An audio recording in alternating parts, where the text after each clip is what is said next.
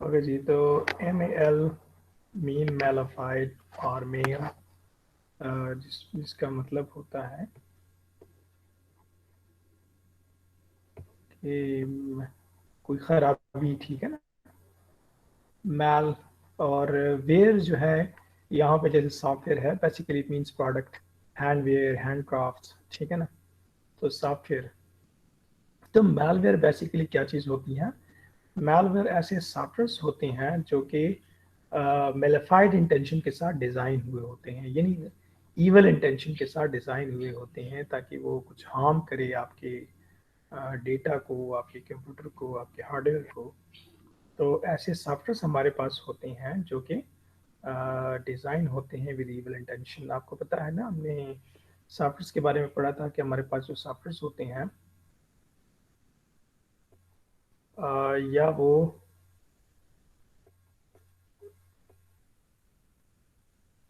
वो system softwares होते हैं या वो एप्लीकेशन सॉफ्टवेयर्स होते हैं। एप्लीकेशन सॉफ्टवेयर्स तो यूज़र के लिए कोई प्रॉब्लम सॉल्व करते हैं, ह्यूमन यूज़र्स के लिए।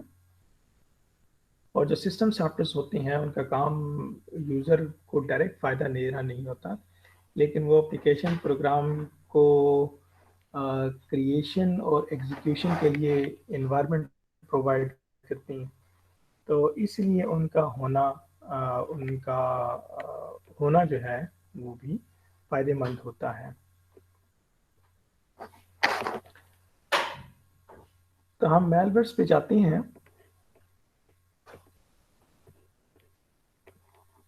पहले हम देखते हैं कि ये होते क्या हैं। मेलवेयर्स की डेफिनेशन क्या है। तो malwares are malicious softwares, that is, they are harmful, designed to disrupt, disable, or take control of your computer system. Disrupt आपके फंक्शंस को डिस्टर्ब करता है, जो नॉर्मल फंक्शंस होते हैं उसको डिस्टर्ब करता है, नॉर्मल एक्टिविटीज़ को डिस्टर्ब करता है या डिसेबल कर देता है इवन। और या ये भी कर सकता है कि आपके कंप्यूटर का कंट्रोल ले ले फॉर सम मेलिफाइड इंटेंशंस और सम इवल इंटेंशन, आपको को नुकसान पहुंचाने के लिए, ठीक है ना। क्या क्या इसकी एग्जांपल हो सकती हैं ये बाद में अभी आ जाएगा। These malwares comes in many different forms, ठीक है। कौन कौन से इसके फॉर्म्स होते हैं वो अभी आगे देखते हैं हम। इसके काफ़ी सारे फॉर्म्स हैं। मैंने कुछ बड़े बड़े फॉर्म्स इसमें यहाँ पे प्रेजेंटेशन में डाले हुए, कुछ और भी हैं जो इसके अलावा भी हैं। They are usually hidden in another file or disguised as harmless applications. A is short for application. तो ये जो होते हैं धोखा भी देते हैं कि जैसे कोई यूजफुल एप्लीकेशन है और वो बेसिकली होते उस तरह नहीं है।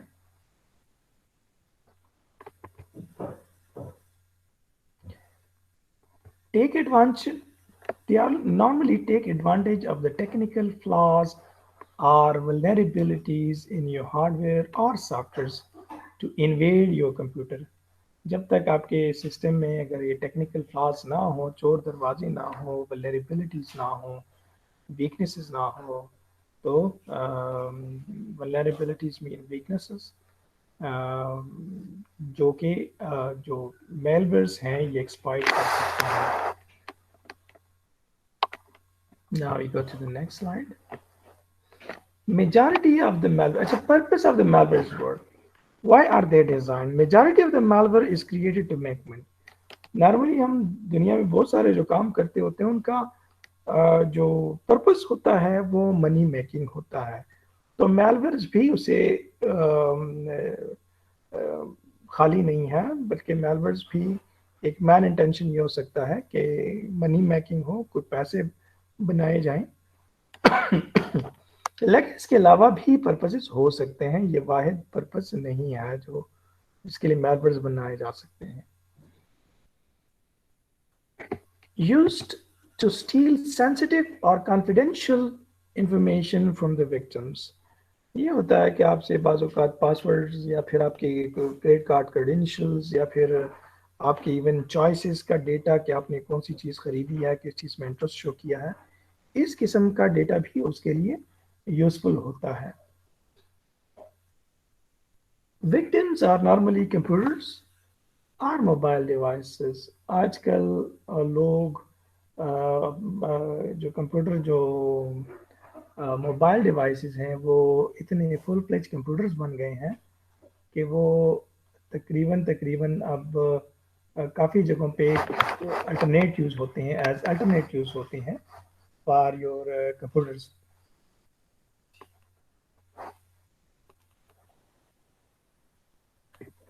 Malwares are also used for cyber vandalism। अच्छा ये देखें, ये कुछ पर्पसेस हैं या जो है साइड इफेक्ट्स होती हैं malwares की, वो क्या क्या है? Cyber vandalism. वैंडलिज्म लूट मार, बदमाशी, ठीक है ना? तो वैंडलिज्म क्या हो सकती है? साइबर वैंडलिज्म, साइबर एक वर्ड है जो नॉर्मली यूज होता है to refer to the internet, ठीक है? तो साइबर वैंडलिज्म, गली मोहल्ले में तो वैंडलिज्म होती है, लेकिन साइबर वैंडलिज्म भी होती है। आपके सिस्टम पे लोग आके अटैक करते हैं, आपसे डेटा चोरी करते हैं, आपके ऑपरेशंस को डिसरप्ट करते हैं, तो साइबर वैंडलिज्म भी होती है। साइबर एस्पिनाज, ये एक बड़ा इंपॉर्टेंट पर्पस हो सकता है मेलवेयर्स का, जो अक्सर जो हॉस्टाइल एजेंसीज होती हैं, इंटेलिजेंस एजेंसीज होती हैं, वो यूज़ करती हैं together data about the enemy. उसकी एग्जांपल भी आगे एक आएगी। हैक्टिविज्म, यानी आपसे डेटा चोरी करना, आपसे ज़रूरी इंफॉर्मेशन चोरी करना, हैक करना, आपके सिस्टम को हैक करना। इन साइबर वारफेयर्स बेसिकली एक जनरल टर्म है which refers to many kind of different जो एनिमी के दरमियान साइबर या इंटरनेट पे वारफेयर होती है, उसको रेफर किया जाता है।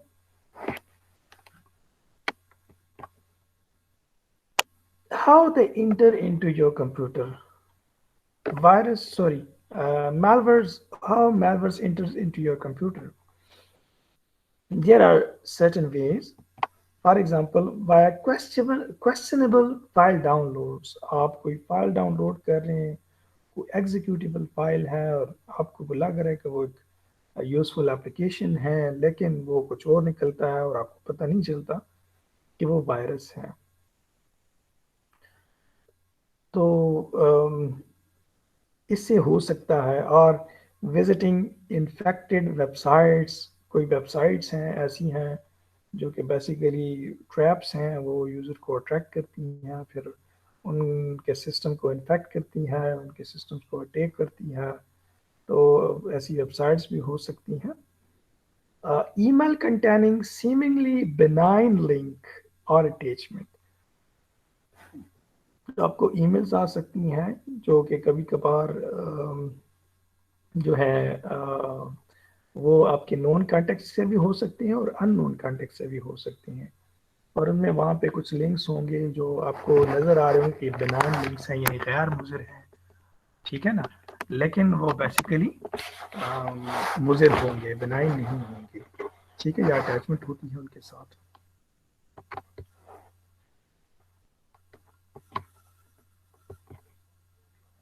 Now, how to keep yourself safe from these malwares? There are certain ways you can do that to keep yourself safe from these malwares. One is keep your softwares up to date. अब इसमें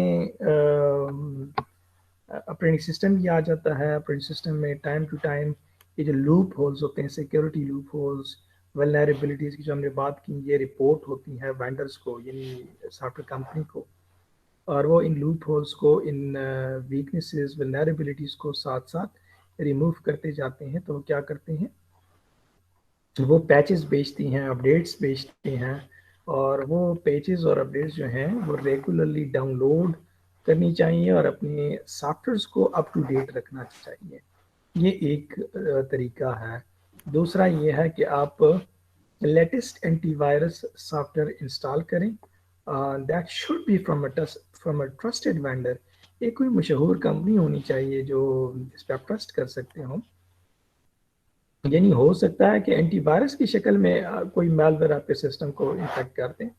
ये भी हो सकता है, आपके साथ कुछ भी हो सकता है और इंटरनेट। तो जो एंटीवायरस आप इंस्टॉल करें वो किसी नॉन वेंडर से होना चाहिए, ट्रस्टवर्थी वेंडर से होना चाहिए। ऐसे ना कि फ्री एंटीवायरस आप ढूंढें और वो खुद वायरस हो। और दूसरा ये है कि एंटीवायरस आप इंस्टॉल करें, उसका लेटेस्ट वर्जन इंस्टॉल करें, फिर उसको अप टू डेट रखें, यानी उसके अपडेट्स भी डाउनलोड करें। क्योंकि जो एंटीवायरसेस होती हैं इनको पता कैसे चलता है कि किसी प्रोग्राम में वायरस है। तो बेसिकली ये कोड सिग्नेचर्स होते हैं, यानी कोड में पैटर्न्स होते हैं जो ये डिटेक्ट करता होता है। और ये कोड पैटर्न्स जो हैं ये वायरस डेफिनेशन फाइल होती है उसमें स्टोर होते हैं। ये वायरस डेफिनेशन फाइल जो है, जो एंटीवायरस अपडेट होता है, वो बेसिकली ये वायरस डेफिनेशंस अपडेट करता है। और ये इसका क्या मतलब होता इस तरह है कि टाइम टू टाइम नए नए वायरसेस आती होती हैं और उन वायरसेस का आपके पुराने एंटीवायरस को कुछ पता नहीं होता, इसलिए कि वो नया वायरस है और उस पुराने एंटीवायरस के फाइल में उस वायरस के लिए कोई डेफिनेशन नहीं है, तो लिहाजा वो नए वायरस को डिटेक्ट नहीं कर सकता। तो आप अपने एंटीवायरस को भी अप टू डेट रखें, जो उसमें लेटेस्ट डेफिनेशंस हैं वायरस के वो स्टोर होने चाहिए, वो अप टू डेट होना चाहिए। ठीक है, this is how you can keep yourself safe from this malwares। malwares types पे आप पाते हैं और सबसे पहला हम उसमें जो सबसे कॉमन टाइप है जो जिसको हम वायरस कहा करते हैं। तो वायरस क्या करता है,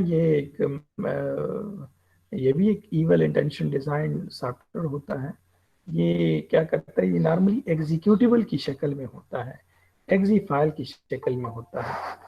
ये मैं ये वर्ड यूज कर रहा हूँ एग्जीक्यूटिबल और एक्जी फाइल। इसका क्या मतलब होता है,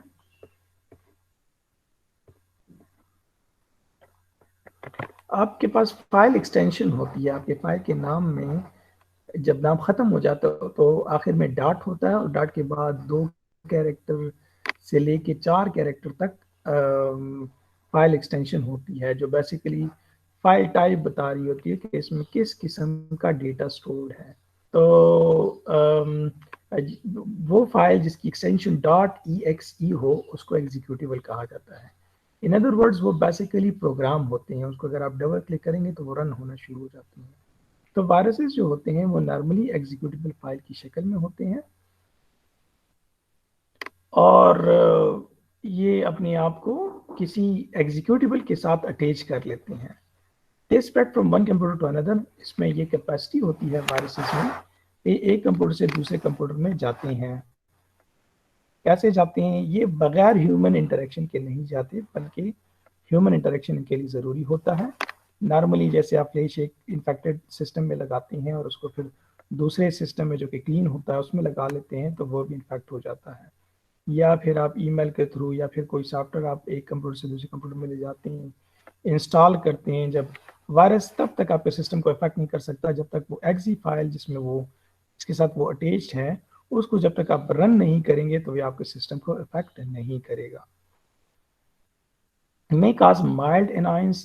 कुछ वायरसेस ऐसे होते हैं वो आपको थोड़ा तंग कर सकते हैं, ठीक है ना। लेकिन कुछ वायरसेस ऐसे होते हैं जो कि बड़े डेंजरस होते हैं, वो आपका हार्डवेयर क्रैश कर सकते हैं, आपके सॉफ्टवेयर को स्टील कर सकती हैं, काफ़ी नुकसान आपको दे सकती हैं। ठीक है, can damage your hardware and software और इवन फाइल्स। ठीक है, ये मैंने बता दिया, they are always attached to an executable file, can not damage until the malicious program is run, ये भी मैंने बता दिया। Viruses often originate on the internet. इस इंटरनेट ही इन मैलवेयर्स की जो सबसे बड़ा सोर्स है वो इंटरनेट ही है। जितने भी किस्म के मैलवेयर्स हैं वो मैनली इंटरनेट से फैलते हैं, लेकिन एक दफ़ा अगर वो इन्फेक्ट कर दें आपके सिस्टम को तो किसी और तरीके से भी फैल सकते हैं। जैसे लोकल नेटवर्किंग हुई है, उसमें इंटरनेट नहीं है लेकिन उस पर भी फैल सकते हैं। फिर ये जो मैंने अभी आपको तरीका बताया फ्लैश का, उससे भी फैल सकते हैं, ठीक है ना। तो फिर कई तरीक़ों से फैल सकते हैं, लेकिन मेन एक सोर्स जो इसका है वो इंटरनेट ही है। स्प्रेड बाय डाउनलोडिंग और शेयरिंग इन्फेक्टेड फाइल्स, ये मैंने बता दिया है।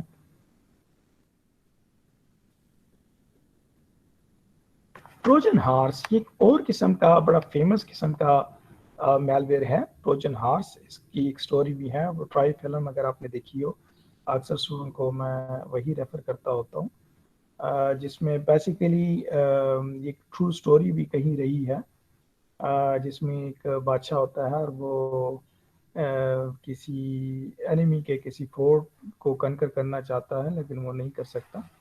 तो आखिर में ये करता है कि उसके साथ को सुलह कर लेता है और उसको कोई गिफ्ट सेंड करता है in the form of a horse, जो कि काफ़ी बड़ा एक घोड़ा होता है।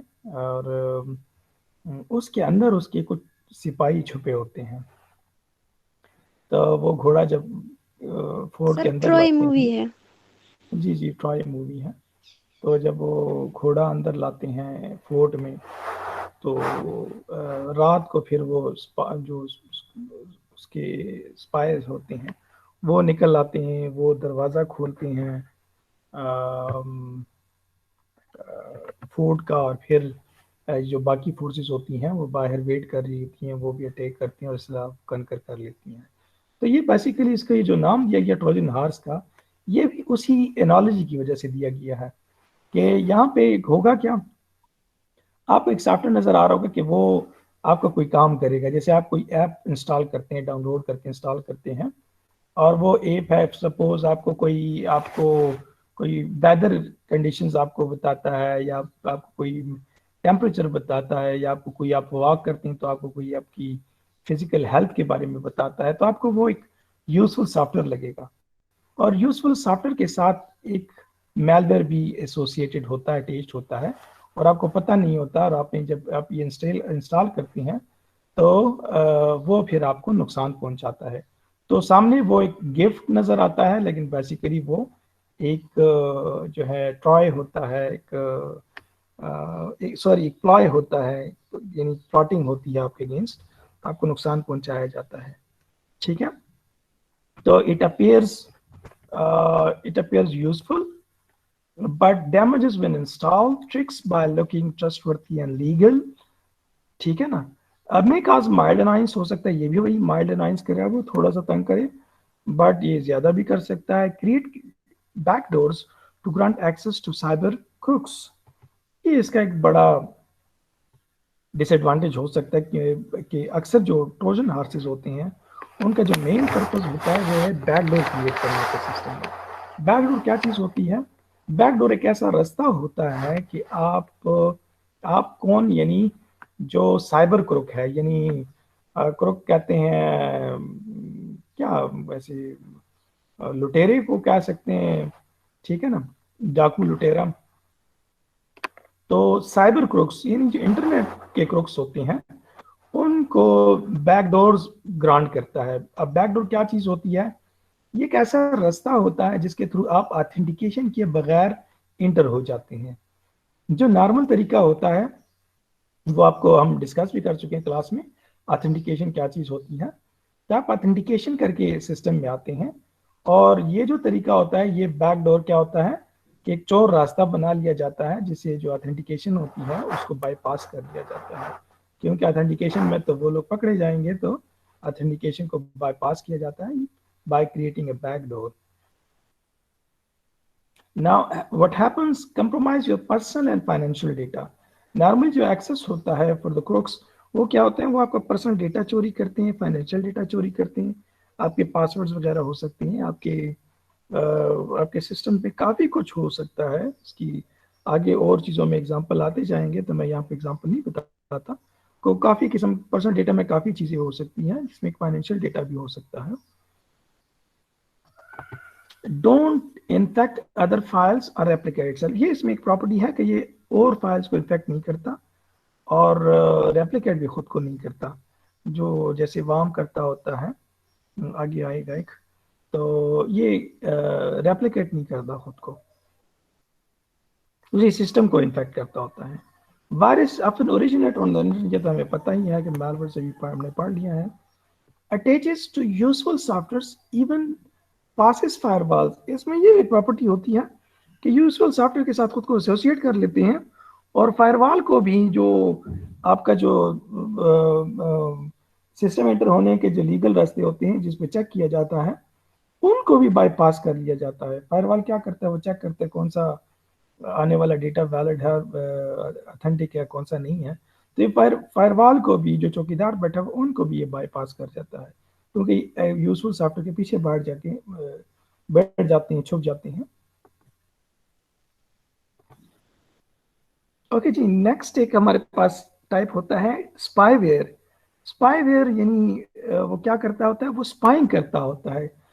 अक्सर इसके लिए एक वर्ड यूज होता है साइबर एस्पिनाज, जो कि एक नॉर्मल एस्पिनाज होता था कि दुश्मन आपकी कंट्री में फिजिकली आता था और वो किसी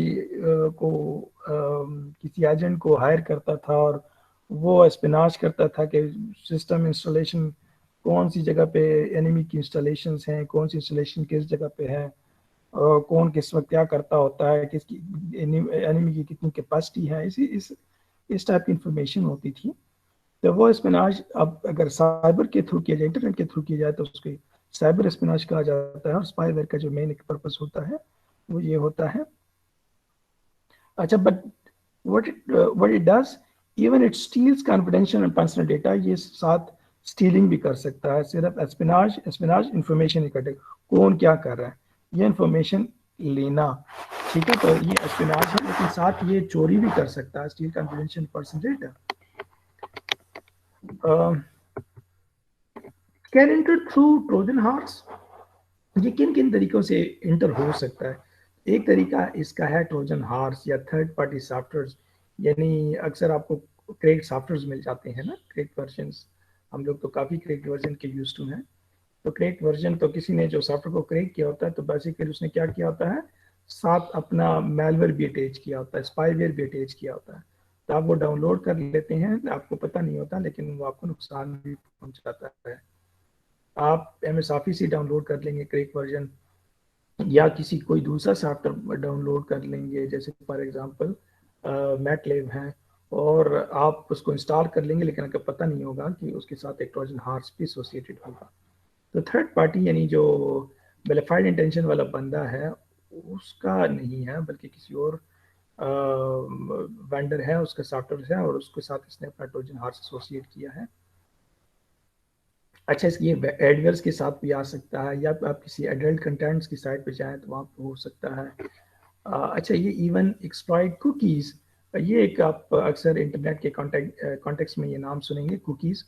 कुकीज़ तो basically it's an English word used for biscuits. British call them biscuits and American call them cookies, ठीक है। तो कुकीज़ क्या चीज़ होती हैं?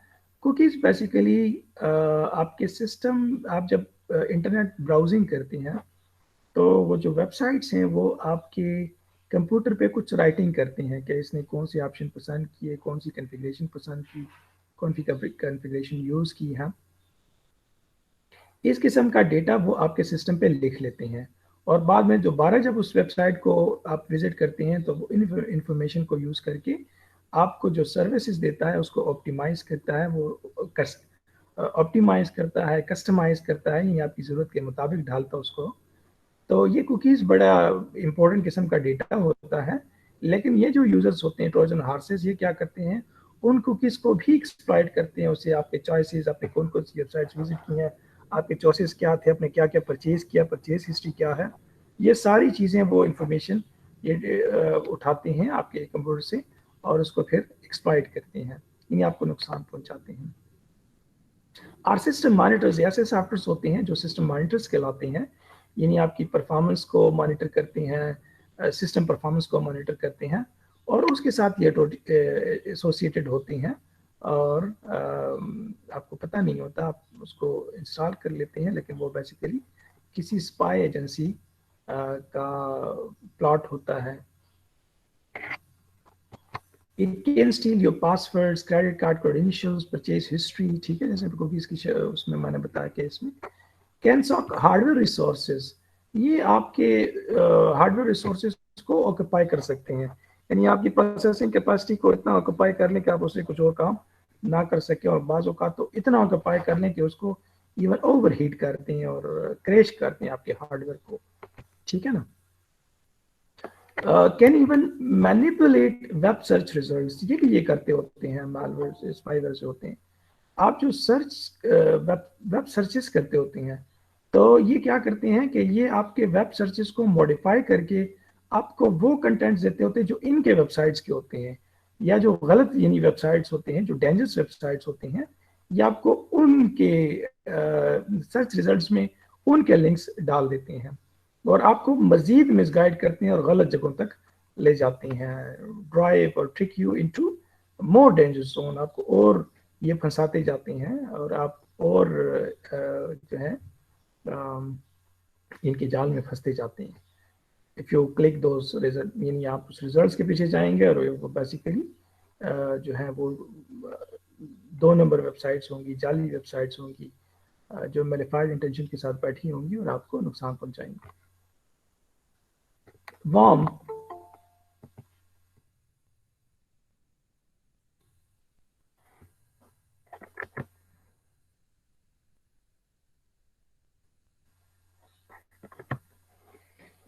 ये एक और किस्म के मैलवर्स होते हैं। ये क्या करते होते हैं,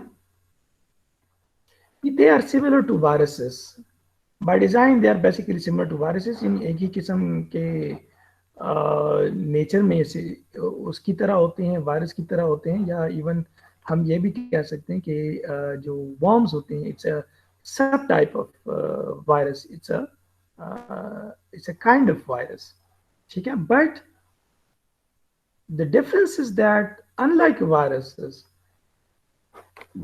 it can move from one computer to another computer without human interaction। जो थोड़ी देर पहले मैंने बताया था कि वायरसेस के लिए ह्यूमन इंटरेक्शन ज़रूरी है, वो कोई फाइल डाउनलोड करें, कोई फाइल ईमेल सेंड करें, किसी लिंक पे क्लिक करें तो तब हो सकता है, लेकिन जो वार्म्स होते हैं ये खुद ही एक कंप्यूटर से दूसरे कंप्यूटर में जाते हैं, दूसरे से तीसरे में जा सकते हैं थ्रू योर कंप्यूटर नेटवर्क। इस वजह से ये वायरसेस से भी ज़्यादा खतरनाक होते हैं। It replicates itself hundreds of thousands of times। ये इसकी कैपेसिटी होती है कि ये इतनी अपनी रेप्लिकेशन कर लेते हैं कि आपके सिस्टम के रिसोर्सेज सारे ऑक्यूपाई, मेमोरी को ये खा जाते हैं, प्रोसेसिंग कैपेसिटी खा जाती हैं, आपके अगर नेटवर्क हो तो उसको इतना ओवरलोड कर देते हैं कि आपका सिस्टम जो है, यानी अगर आप कोई वेबसाइट, कोई वेब सर्वर है तो वो नॉट रिस्पॉन्डिंग नज़र आ रहा होता है, तो ये इसका बड़ा एक डिसएडवांटेज है। it uses your security loopholes or absence of your antivirus or outdated softwares or operating system। अगर आपका ऑपरेटिंग सिस्टम आउटडेटेड है, अपडेटेड नहीं है, आपने लेटेस्ट पैचेस अपडेट्स इंस्टॉल नहीं किए हुए, आपने कोई एंटीवायरस इंस्टॉल नहीं किया हुआ, या वो फिर आउटडेटेड है, ठीक है ना, या सिक्योरिटी लूप होल्स हैं, तो उनको ये यूज़ करके आपके सिस्टम को इन्फेक्ट करते हैं, अटैक करते हैं। अगर ऐसा है तो फिर ये आपके सिस्टम में नहीं आ सकते। It eat up your memory and network bandwidth, जो मैंने अभी बताया कि इतना खुद को रेप्लिकेट कर लेते हैं कि आपकी मेमोरी सारी खा जाते हैं, नेटवर्क को खा जाते हैं। Max your system web service not responding, थोड़ी देर पहले मैंने बताया। अच्छा, एक अच्छी बात यह कि it doesn't delete anything, may carry a virus inside it. कभी कभार इसमें वायरस इसके साथ एसोसिएटेड हो सकता है, लेकिन अगर वायरस इसके साथ ना हो तो इसका ये एक है कि ये आपके सिस्टम से कोई डेटा डिलीट नहीं करती। अच्छा, इसकी एक एग्जांपल, फॉर एग्जांपल आपके पास एक आपके सिस्टम में एक वर्म है, तो वो क्या करता है, वो आपके इनबॉक्स में जितने, सॉरी, आपके ईमेल अकाउंट में जितने एड्रेसेस हैं एड्रेस बुक में, उन सारे एड्रेसेस पे खुद को ईमेल कर लेता है, और फिर जब टारगेट कंप्यूटर पे पहुंचता है तो उनके जो एड्रेस बुक में जितने एड्रेसेस हैं उस पर भी खुद को ईमेल कर लेता है। तो ये इतनी तेज़ी से फैल जाता है और बहुत ज़्यादा क्वांटिटी में फैल जाता है। ये इसका एक जो है जो डिफरेंस है विद अदर मैलवेयर्स, जो ज़्यादा ख़तरनाक आस्पेक्ट है वो ये है। एक हमारे पास एक और किस्म का मैलवेयर है जिसे कहा जाता है रैंसमवेयर। रैंसमवेयर आपने सुना होगा कि किडनैपिंग फॉर रैंसम, अगवा बराए तावान, ठीक है। तो यहाँ भी रैंसम वसूल किया जाता है, बिल्कुल रियल लाइफ की तरह जो रैंसम की जाती है, यानी अगवा किया जाता है, किडनैपिंग की जाती है फॉर रैंसम यानी पैसों के लिए, तो तावान के लिए। तो वो क्या करते हैं, यहाँ भी ऐसे ही होता है, बस सिर्फ फर्क ये हो जाता है कि यहाँ पे इंसान को अगवा नहीं किया जाता बल्कि डेटा को अगवा किया जाता है, आपके कंप्यूटर को अगवा किया जाता है। तो ये वो डिफरेंस है, combination of ransom and software, यानी अगवा भी बीच में होता है, किडनैपिंग भी बीच में होती है, लेकिन सॉफ्टवेयर की शक्ल में, ठीक है।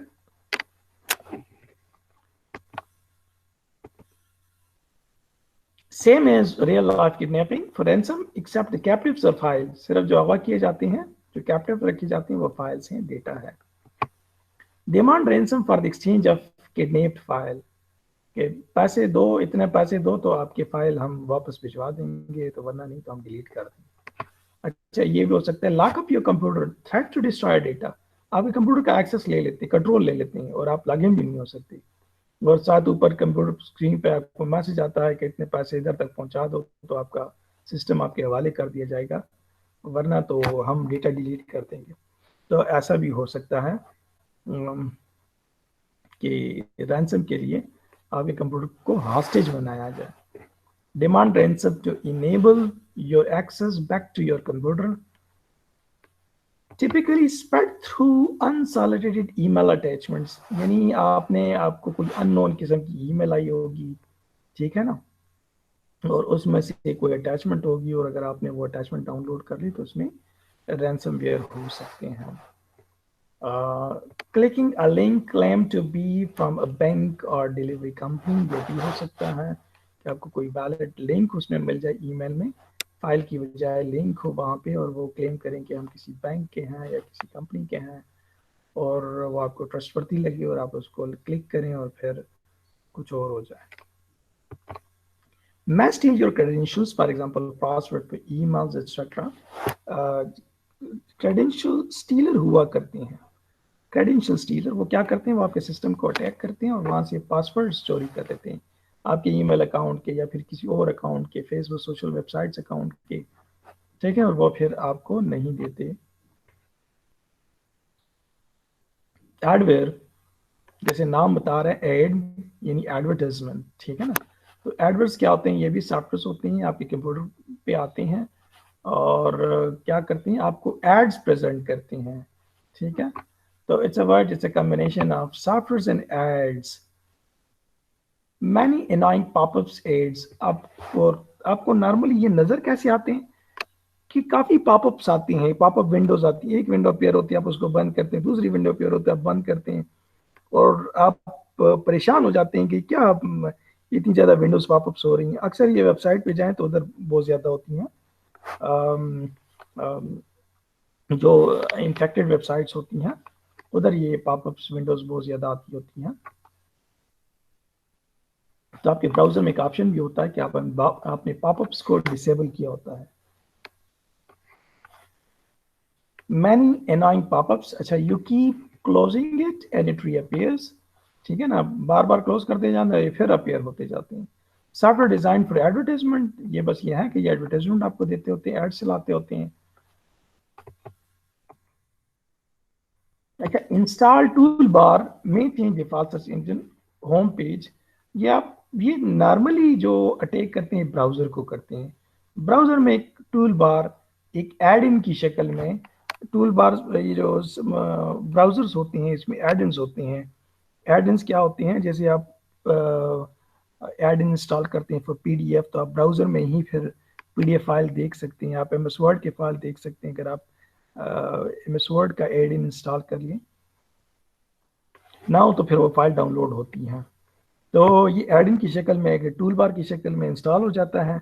आपको सामने टूल बार नज़र भी आ रहा होता है, ठीक है। और भी ये क्या कर सकता है, आपके वेबसाइट सॉरी आपके ब्राउज़र का जो डिफ़ॉल्ट सर्च इंजन होता है उसको चेंज कर सकता है। डिफ़ॉल्ट होम पेज जो है, आपका जो होम पेज होता है, उसको किसी एडवर्टाइजमेंट वेबसाइट के एड्रेस पे रखा जा सकता है कि आप ब्राउज़र खोलें तो बाय डिफ़ॉल्ट वो पेज आ जाए, एडवर्टाइजमेंट वेबसाइट वाली साइट आ जाए, ठीक है। The good thing is that it is not necessarily harmful, but can slow your computer. ये हार्मफुल नहीं होते, आपके डेटा को डैमेज नहीं करते, लेकिन ये कर सकते हैं कि आपके कंप्यूटर को स्लो करते हैं, क्योंकि ये पॉपअप्स बहुत ज़्यादा जनरेट करते हैं, तो प्रोसेसिंग और आपकी मेमोरी खा जाती हैं, सॉरी कंज्यूम कर सकते हैं, खा नहीं जाती, इसलिए कि ये वर्ड ज़्यादा ठीक नहीं होगा कि बहुत ज़्यादा स्लो नहीं करते, लेकिन कुछ स्लो हो जाता है आपका कंप्यूटर। अच्छा, direct your searches to ad websites, ये इसका हो सकता है कि आप जब सर्च करते हैं तो ये आपको वेबसाइट्स एड वाली वेबसाइट्स पे ले जाता होता है।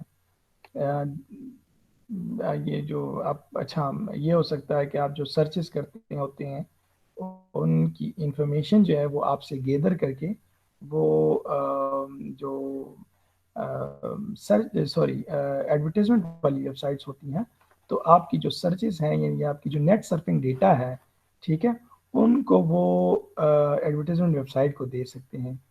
तो उधर फिर क्या होंगे, वो फिर आप खुद की तरफ जो एडवर्टाइजमेंट भिजवाएंगे वो कस्टमाइज करके भिजवाएंगे। इसका क्या मतलब है, यानी ये उन वेब सर्चेस से आपकी जो नेट सर्फिंग हुई है उसी अंदाज़ा लगाते हैं कि ये बंदा किन चीज़ों में इंटरेस्ट लेता होता है, इसके इंटरेस्ट क्या है, उसके मुताबिक के प्रोडक्ट्स की एडवर्टाइजमेंट आपको भिजवाता होता है। तो this information is used to design custom ads, ठीक है। Sometime direct to unsafe sites, ये हो सकता है कि कभी कभार ये आपको अनसेफ साइट की तरफ आपको डायरेक्ट कर सकता है, यानी एक लिंक हो सकता है उस पर क्लिक करें और अनसेफ साइट पे चले जाएं, या इसके साथ एक ट्रोजन हॉर्स एसोसिएट हो सकता है, या स्पाईवेयर इसके साथ एसोसिएट हो सकता है, तो तब ये डेंजरस भी बन जाते हैं। Difficult to detect by antivirus no install option, ये इसमें एक बड़ी खामी है कि अक्सर ये एंटीवायरस इसको डिटेक्ट नहीं करते। क्यों?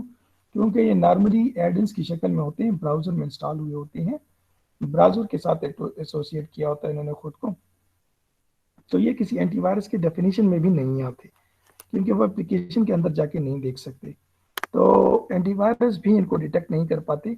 और ये एक भी मसला होता है कि इनमें अक्सर अनइंस्टॉल का ऑप्शन भी नहीं होता, तो आप इसको अनइंस्टॉल भी नहीं कर सकते। ओके जी,